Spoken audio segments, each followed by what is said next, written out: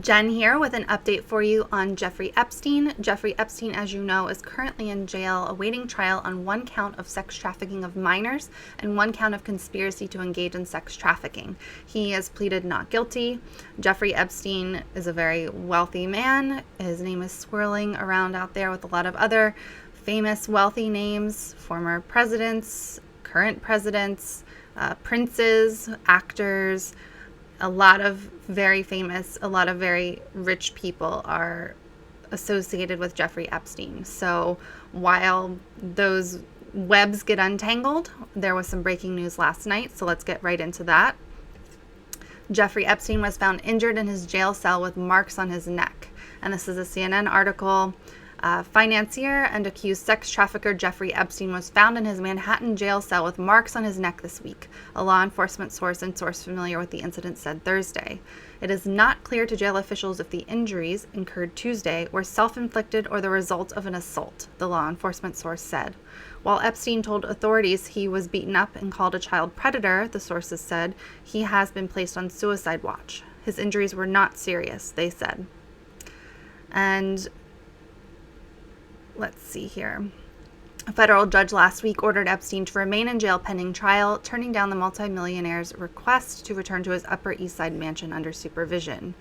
And then the article gets into the history of Jeffrey Epstein and when he entered into a plea deal with Miami prosecutors in the past. And now he is in New York awaiting these new charges, and we'll have to see what happens. But the internet was definitely abuzz with this new development that Jeffrey Epstein, some sources say, was found in a fetal position with injuries, apparently mild injuries, but that it was either a suicide attempt or some kind of attack. So that's all we're able to really report on that right now. Of course, there are a lot of rumors going around about who could have done this. There were actually predictions before this happened that this would happen, that Jeffrey Epstein would eventually be found dead in his cell. So what has actually happened is doing nothing to squash those rumors. But we, of course, only want to report on facts and figure out what actually happened. So obviously, there are a lot of wealthy people who don't want their connections coming out about Jeffrey Epstein. There are a lot of people who probably don't want him around because he could try to lessen his punishment if he names names and talks about what happens and talks about the people he ran around with these young girls and raping these young girls. So a lot of speculation, not a lot of facts. Either way, it's a major development that Jeffrey Epstein has either tried to commit suicide or was attacked. So wanted to give you a quick update on that. Next up is we're going to switch over to Bill Clinton. You may have heard that Bill Clinton's name has been linked with Jeffrey Epstein. He has flown on his plane multiple times. Jeffrey Epstein, of course, had a private plane that he would fly around the world, fly around to his various homes, and fly to what has been dubbed as Lolita Island, where apparently young girls were kept and wealthy people were flown to in order to engage in sex acts with young girls. Again, that's speculation, but locals have dubbed the island Lolita Island. Now, as far as the Bill Clinton connection, there's a lot of confusion out there. A Fox News report from years ago looked through flight logs of Jeffrey Epstein's plane and found that Bill Clinton had been on the plane or flown on the plane 26 times. Bill Clinton came out with a statement that contradicts that. So through his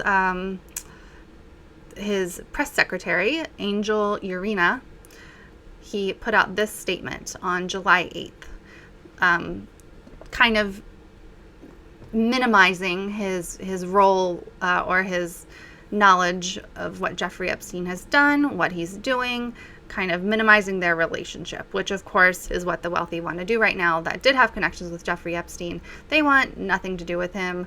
They really want to make it clear, or at least put out into the universe that, oh no, this didn't happen. I barely knew him. I barely knew the guy. So anyway, this is the statement from Bill Clinton. President Clinton knows nothing about the terrible crimes Jeffrey Epstein pleaded guilty to in Florida some years ago, or those with which he has recently been charged in New York. In 2002 and 2003, President Clinton took a total of 4 trips on Jeffrey Epstein's airplane, 1 to Europe, 1 to Asia, and 2 to Africa, which included stops in connection with the work of the Clinton Foundation. Staff, supporters of the foundation, and his Secret Service detail traveled on every leg of every trip. He had 1 meeting with Epstein in his Harlem office in 2002, and around the same time made 1 brief visit to Epstein's New York apartment with a staff member and his security detail. He's not spoken to Epstein in well over a decade and has never been to Little St. James Island, Epstein's ranch in New Mexico, or his residence in Florida. As you can see there, kind of completely trying to disassociate himself with Jeffrey Epstein. Oh yeah, I don't know that guy. Only seen him a couple times, for these very few things, these philanthropic things. That's it. So we today had the Daily Beast come out with an article that completely contradicts that. So while no one is saying, well, we're not reporting any wrongdoing on the part of Bill Clinton, but what we are reporting, based on the Daily Beast's reporting, is that Bill Clinton had more of a relationship with Jeffrey Epstein than he'd like you to know about. So let's get right into that Daily Beast article. Jeffrey Epstein visited Clinton White House multiple times in the early 90s. A Daily Beast investigation has uncovered ties between Epstein and the Clinton administration that date back to the president's earliest days in the White House. And this is a reporting by Emily Sugarman and Susie Parker. And again, this came out on the 24th. It was updated on the 25th, which is today. Days after Jeffrey Epstein's arrest on sex trafficking charges in New York, Bill Clinton distanced himself from the high-flying financier and convicted sex offender. The former president owned up to just 6 encounters with Epstein, starting in 2002. 4 flights on the billionaire's private jet, a single trip to his Harlem office, and 1 brief visit to his New York apartment, all with staff and security detail in tow. So again, that is from the statement we just read from Angel Urena, Bill Clinton's press secretary. Now, a Daily Beast investigation has uncovered ties between Epstein and the Clinton administration that date back to the president's earliest days in the White House, casting doubt on the oft-circulated narrative that the two only began associating after Clinton left office. As early as 1993, records show, Epstein donated $10,000 to the White House Historical Association and attended a donors reception hosted by Bill and Hillary Clinton. Around the same time, according to a source familiar with the connection, Epstein visited presidential aide Mark Middleton several times at the White House. 2 years later, businesswoman Lynn Forrester de Rothschild wrote a personal letter to Clinton thanking him for their talk about the financier. President Clinton knows nothing about the terrible crimes Jeffrey Epstein pleaded guilty to in Florida some years ago, or those with which he has recently been charged in New York. Clinton's spokesperson Angel Urena told the Daily Beast, "Any suggestion to the contrary is both factually inaccurate and irresponsible." Representatives for Epstein, de Rothschild, and Middleton did not respond to multiple requests for comment. So again, Bill Clinton is trying to distance himself even with this new reporting because through his press secretary he said, "Oh, nope, still don't know the guy, don't know what you're talking about." Bill Clinton's really working overtime to try to make this all go away.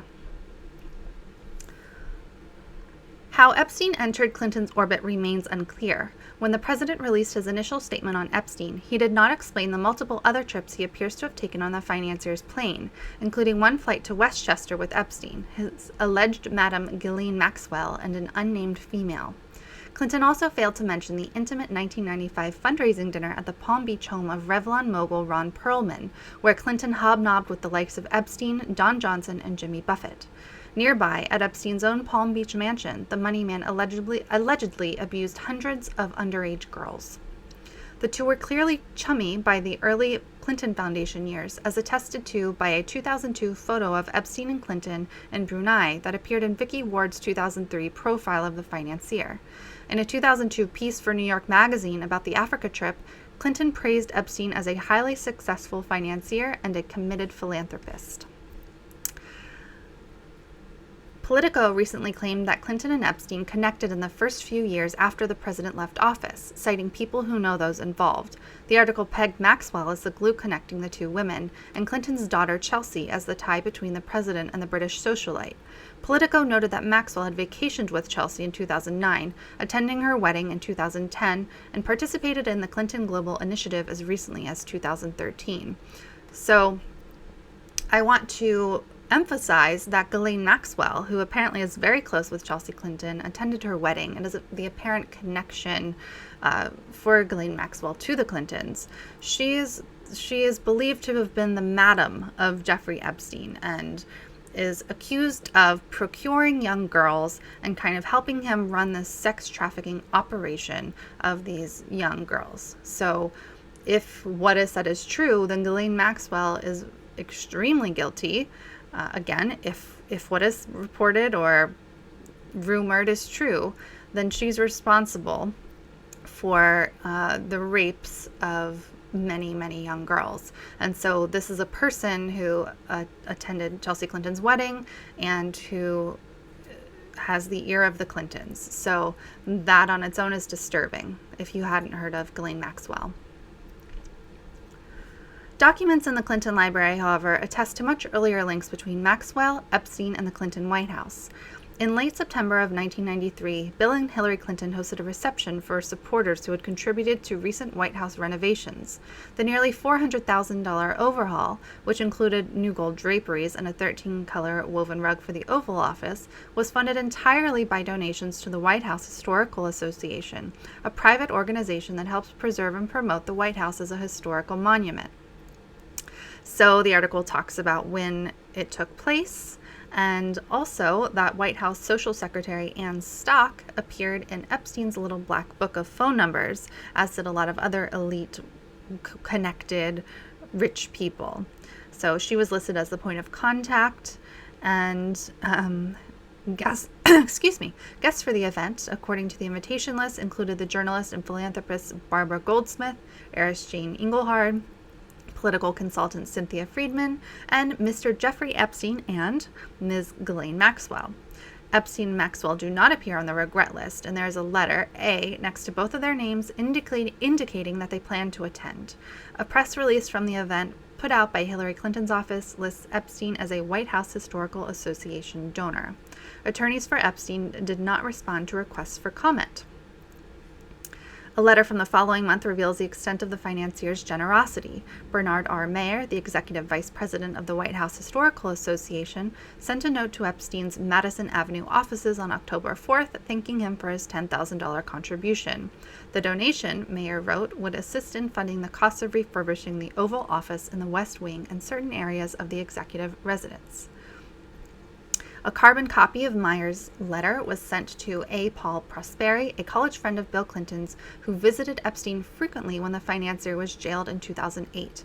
Visitor logs show Prosperi, a Florida-based attorney, visited Epstein at least 20 times during the 13 months he spent in Palm Beach County Jail for procuring an underage prostitute. Prosperi, who also attended the 1995 Perlman fundraiser where both Epstein and Clinton were present. And I want to pause a moment to take issue with the wording Daily Beast went with here, underage prostitutes. So when Jeffrey Epstein was previously in jail in Florida, it was under the label of, having used underage prostitutes. Well, that labeling, I believe, was used in order to undermine that these girls had been raped, and I don't believe that underage prostitutes is a thing. So I don't know why the Daily Beast went with that language, because Jeffrey Epstein's sentencing was highly questionable. And the fact that they labeled these girls teenage prostitutes or underage prostitutes is not okay, in my opinion. So as you can see through the Daily Beast reporting, there are White House connections. This was not a relationship that was nothing. It wasn't like Bill Clinton met Jeffrey Epstein after he left the White House. There were clear connections all over the place, including frequent visits to the White House by Jeffrey Epstein. So Bill Clinton is severely underplaying his relationship to Jeffrey Epstein. So that's what we're getting from this so far. Again, no allegations of wrongdoing on Bill Clinton's part, but one has to wonder, why is he trying so hard to distance himself? The answer to that is very obvious. Whether he did something or not, he doesn't want to have anything to do with what Epstein is being accused of right now. So we'll have to see where those pieces fall. So they go on to talk about Prosperi and the check made to the White House Historical Association, and that Prosperi was actually convicted of fraud. So the Clintons certainly surround themselves with some interesting people, let's say. Epstein's name also turns up in connection with another shadowy figure in the Clinton administration, White House aide Mark E. Middleton. A friend of Clinton's from Arkansas and an early addition to the president's campaign, he joined the administration in 1993 as special assistant to Chief of Staff Mark McLarty, another Arkansas insider, and added deputy to the counselor to his title in 1994.